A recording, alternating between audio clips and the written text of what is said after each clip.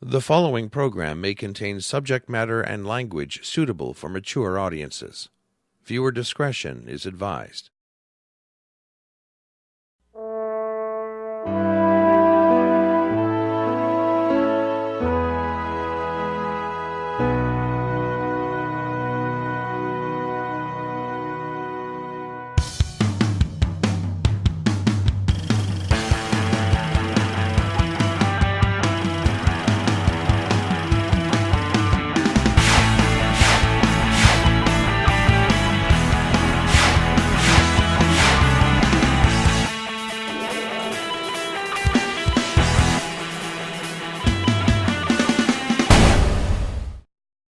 And welcome to yet another edition of The Meltdown. He's Jeff. And he's Norm. And today, I'm going to rebrand myself. I think I'm going to be known as N from now on. I'm going to be N, so I might want to introduce myself as N. Welcome to The Meltdown. I'm N. And I'm Jay. There you go. On the show today, we have some interesting fun facts. We're going to take a look at some companies that rebranded their logos and tell you why they did. Also, we've got Lou Saracino with another Meltdown Minute with Lou. And in our stupidness, we're going to look at some logos that were changed that didn't quite work. So you probably won't see them unless you see them on this show. So Jeff, why don't you take it away now? Let's start our first segment. Jeff, this is Jeff's first shot in 3 seasons at introducing our segments. Take it away, Jay. All right. Thank you, N. Well, now we're going to look at some fun facts. Is it stupid? I usually say Meltdown Fun Facts. Oh, Meltdown Fun Facts. Okay. And now it's time for some Meltdown Fun Facts. All right, so we're going to be taking a look at some company logos, and these logos have been changed, and I'm going to tell you why. So Jeff and I are going to check these out in the monitor, and you at home, well, we'll flash these up on the screen for you. So our first one is BBC One. Now, when the new leadership decided to return to the initial globe identity, only with a way cooler version, creating an illusion of a circle in the wave, you see that, BBC One had to pay over £1.2 million. So UPS, as the company no longer looked at itself just as a shipping and delivery service, the wrapped package in the logo had to go, being replaced by a sparkling new logo, still keeping the main concept. Apple, when Apple decided to give their logo a more modern and professional look the shift brought also a change of name from Apple Computers to Apple Inc., as the name no longer matched their company identity. KFC.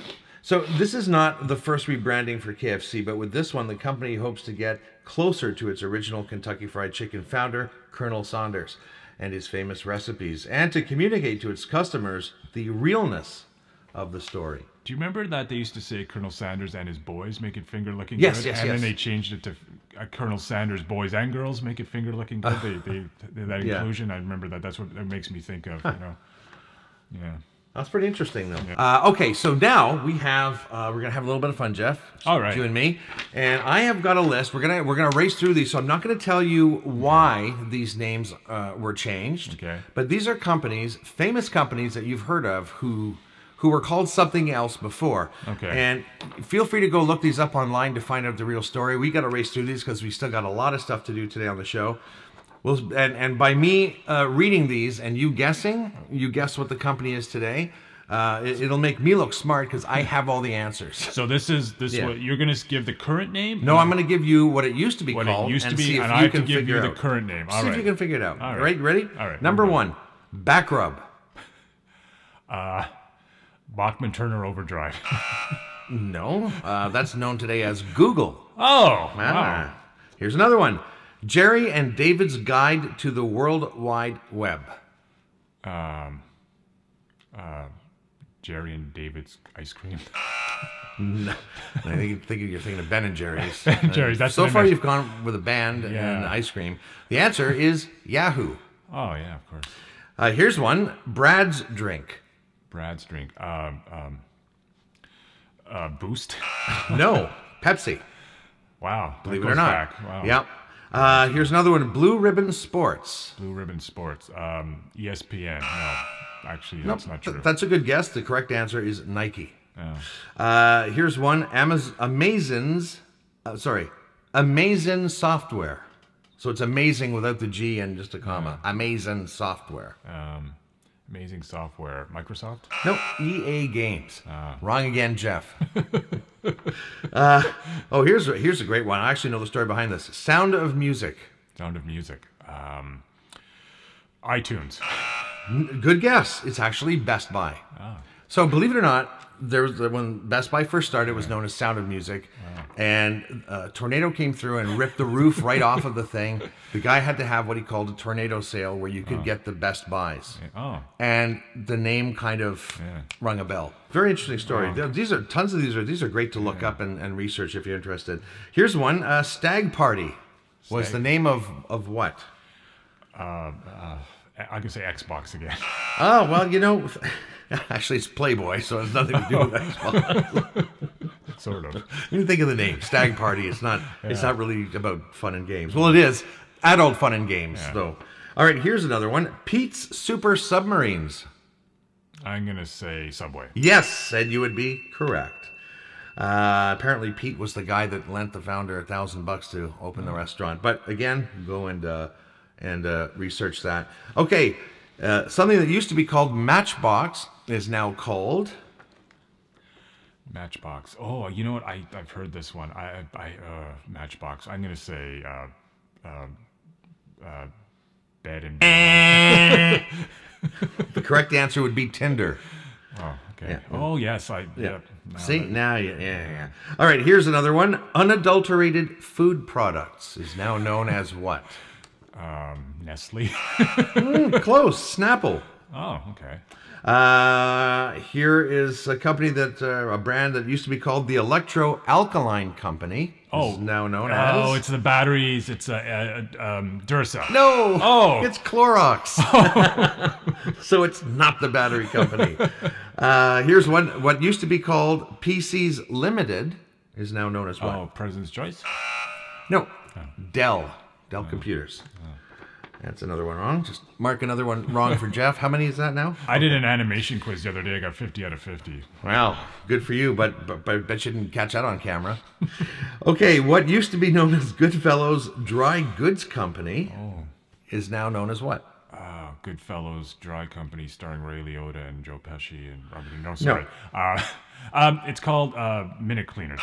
No, it's called Target. Oh, Target. There you go. Here's one. I'm just going to show you the name so you see it. It was called Totem, like tote them, like tote them along. What is that now known as? Black's Camera.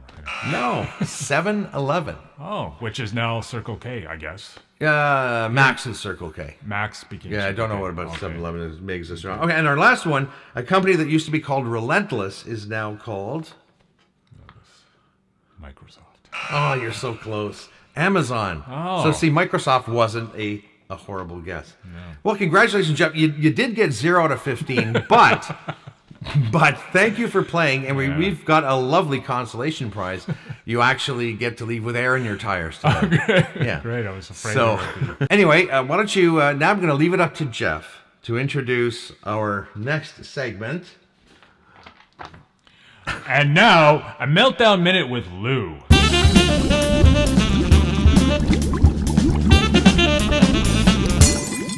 Rebranding. That's the idea, if you're not familiar with it, of taking something and changing its name in the hopes of changing the way people perceive it. I'll give you a couple of examples. KFC, Kentucky Fried Chicken. DQ, Dairy Queen. Now here's the thing.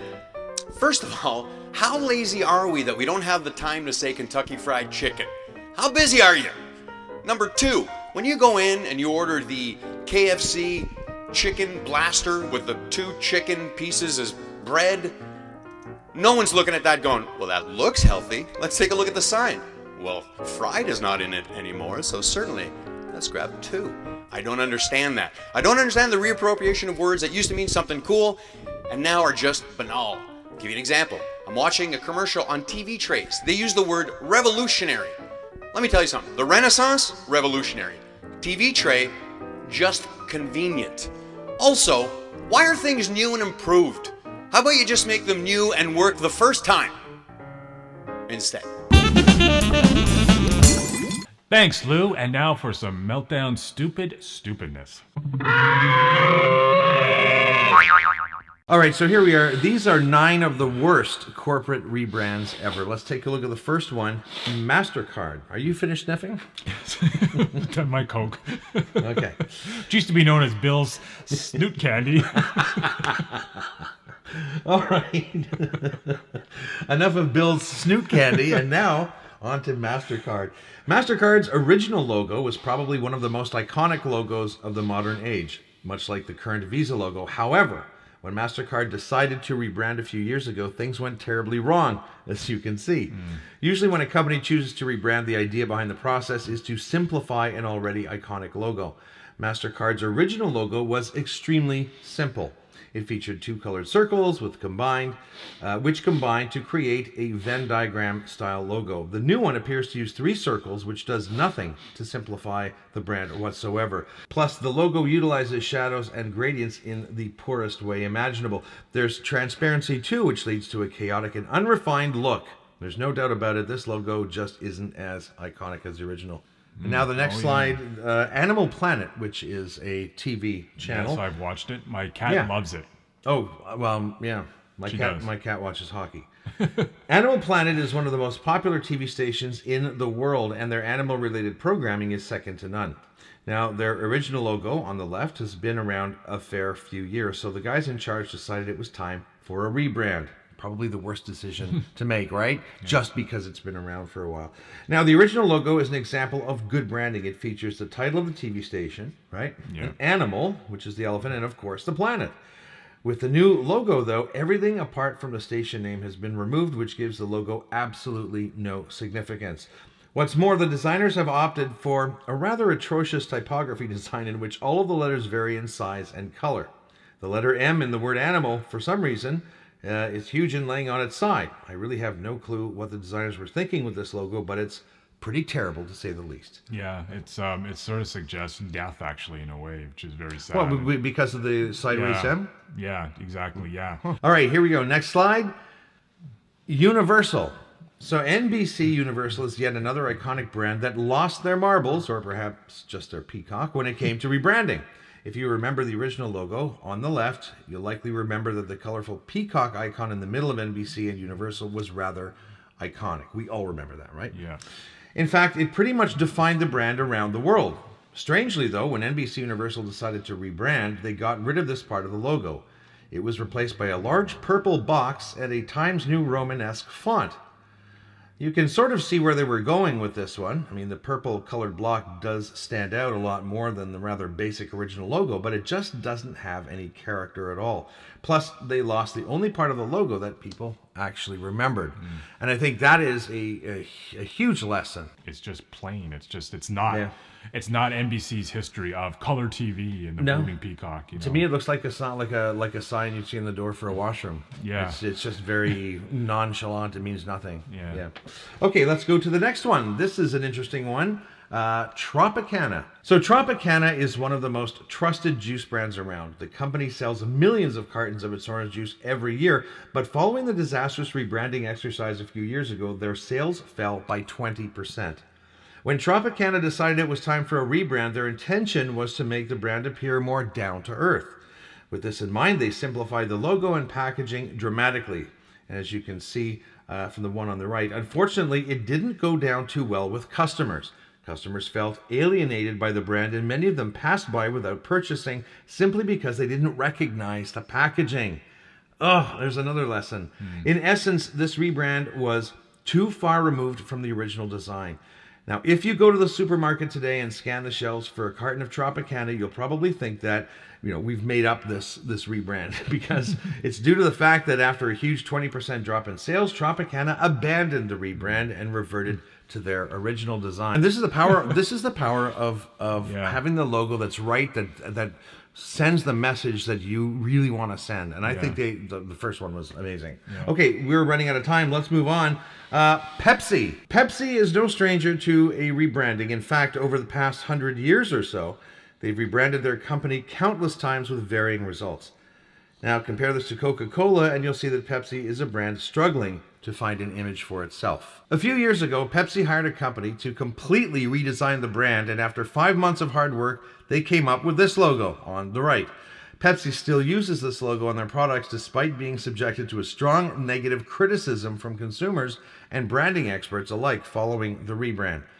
The logo itself cost Pepsi $1 million, and many still believe this was money down the drain. I kind of like it as well. I mean, I prefer the one on the left based on what you just said. Also, it looks like you're drinking a Pepsi out in the hot sun. All right, let's go to our next slide, and this one is Kraft. Kraft Foods is one of the world's most well-known and iconic food brands, and despite the fact that their original logo wasn't the greatest logo ever, people all around the world knew of Kraft, and the logo was to some extent an American icon. Having made the decision to redesign the logo a few years ago, this is what Kraft came up with. Now, while their old logo was simple, bold, and stood the test of time, their new logo was a mishmash of different colors, fonts, and imagery. The bulk of the logo utilized one font, while the slogan below utilized a completely different and rather non-complimentary font. Added to this was a swoosh and an unnecessary explosion of color. It was a terrible rebrand, and a few months later, Kraft Foods reverted back to the original iconic logo design. Our next slide, the Gap. Gap's rebrand a few years ago is probably one of the most memorable examples of a rebranding disaster. Following the introduction of the new logo, the brand wasn't met with positive response it was expecting. Instead, consumers took to social media sites like Facebook and Twitter to demand that the old logo be reinstated. After just a few days with the new logo, Gap listened to their consumers and got rid of the new design. Who knows what Gap were thinking with this design anyway? It looks as though it's been designed for $20 by someone on a freelancing website with no design expertise at all. And I mean, when you look at it, the one on the left is, again, it's iconic, right? Yeah. It's got that kind of, and I think the capital letters in this case work 100%. Yeah. It's such a small word that the caps really stand out, and it does look like a sign you'd see on an expensive or high-priced store. Okay, we're getting to the end of our we've got 2 more left. Let's go to this one. This one is Best Buy, otherwise known as Pete's. Nope, Sound of Music. Oh, Sound of Music. Yeah. Oh, how could I? See, I'm going to remember that because I'm going to mnemonic device Julie Andrews and Christopher Plummer. Hills are alive with the sound of Best Buy. Best Buy introduced their new logo back in 2008, but a few months later, their original iconic logo was reinstated. I have absolutely no clue what Best Buy were thinking with this one. They replaced an iconic, well-known, and bright logo with a dull, pointless redesign. I think the new logo resembles the Pampers brand, too. Best Buy completely lost their brand value with this logo, and more importantly, the new logo failed at its most important job, serving as a warm, bright light to entice people into their stores. Now, I mean, agreeably so. The one on the right reminds me more of UPS than it does of anything else, but the one on the left, of course, is, I mean, it's the iconic yellow sale tag. Yeah. And it's that yellow tag, but we've been conditioned, right, Yeah. that we go to a store, that yellow tag means we're getting a better price. All right, and our last slide for today, and these stores don't exist in Canada anymore, but they do under a different name, or actually I think they don't anymore, right? They used to be known as The Source. Oh, yeah. And they've closed them all down, think right? so, yeah. But in the States, they still had Radio Shack. Radio Shack is a household name, but not too long ago, the company decided it was time to completely rebrand to The Shack. Following the rebrand, Radio Shack, or The Shack, spent a massive chunk of its advertising budget, and we're talking millions of dollars here, on advertising the rebrand. The idea behind this was to appear trendier and attract a new audience of younger consumers. It was a nice idea, but in reality, it just looked like a desperate and misguided attempt at being cool. Not only was it a terrible idea, but the execution was terrible too. The new logo actually says Radio Shack The Shack, which makes absolutely no sense at all. And yeah, if you look at it, it's true. Now, once again, and this has been a common theme in this show, when we're looking at the original logos, we're looking at what? Logos that really worked. Like they identified the company, the product, whatever. They were familiar. All right, well, you know what? I apologize in advance because I think this episode probably ran so long that I've cut most of it out. So, Jeff, I want to apologize if it was mostly you talking, but I'm definitely going to keep in the part where you got all those answers wrong because it just made me look smarter. Oh, yeah, I felt So- so stupid later. Yeah. So anyway, you know what? We are not going to rebrand. Jeff and I are going to stay as Norm and Jeff, and this is going to stay as the Meltdown. And we hope you join us again next week for another exciting episode. Until then, ciao, ciao. See you later.